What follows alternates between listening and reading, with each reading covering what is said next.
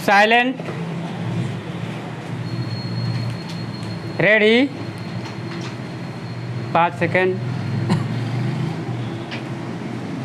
Start. महोदय, आज इस समारोह में सम्मिलित होकर मुझे बड़ी प्रसन्नता हो रही है। जब से मैं आपके नगर में पहुंचा हूं, आपने जिस प्रेम और उत्साह के साथ मेरा स्वागत किया है, उसके लिए मैं आपको धन्यवाद देता हूं। मैं जानता हूं कि यह स्वागत किसी व्यक्ति विशेष के लिए नहीं, बल्कि यह देश के प्रति आपके प्रेम का प्रमाण है।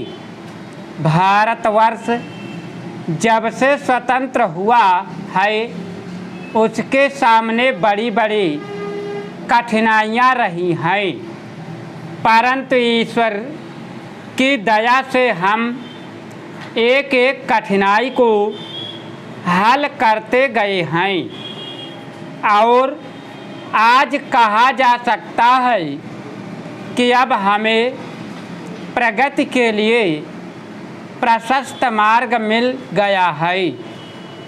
यदि हम चाहे और देश के लिए आपस में मिलजुल कर साहस तथा उत्साह के साथ काम करें, तो संसार में ऐसी कोई चीज़ नहीं जो इस देश के लिए दुर्लभ हो।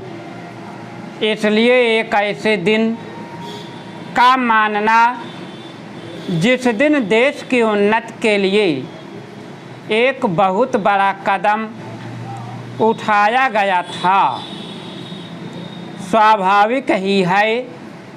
अंग्रेज़ों के साथ जिस समय स्वराज्य के लिए समझौता हुआ, उस समय उन्होंने और सब चीज़ों के साथ साथ एक काम और किया,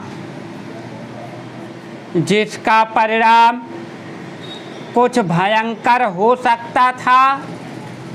जहां एक ओर अंग्रेजी राज्य सीधे तौर पर चलता था, वहां दूसरी ओर देशी नरेशों के अधीन 600 से अधिक रियासतें भी थी। ब्रिटिश सरकार ने जाते समय यह घोषणा कर दी कि ये सभी रियासतें अपने को उन सभी शर्तों और बंधनों से मुक्त समझे जो उन्होंने ब्रिटिश सरकार के साथ किए थे, और प्रत्येक का अधिकार है कि वह चाहे तो हिंदुस्तान के साथ अथवा पाकिस्तान के साथ मिल जाए या अपने को स्वतंत्र रखे।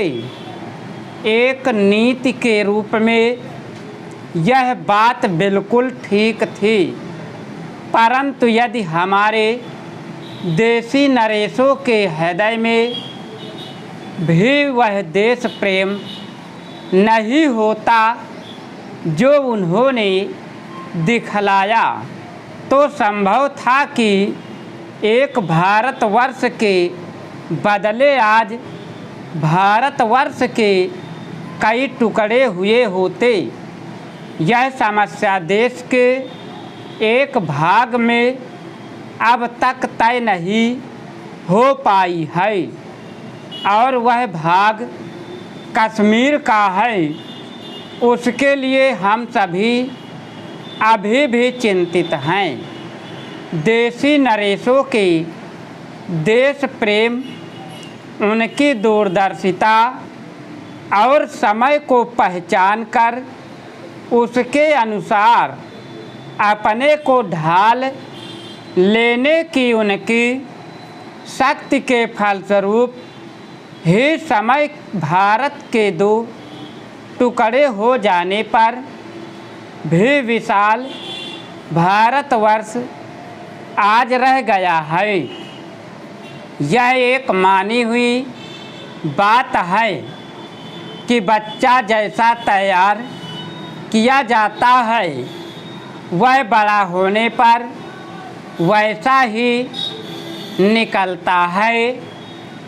स्टॉप। अगर तुम लोग नए हो तो सब्सक्राइब करो, वो जो लाल वाला बटन है उसके साथ सूर्य नमस्कार करो या फिर अनुलोम विलोम, मुझे नहीं पता, बस क्लिक हो जाना चाहिए। अब मैं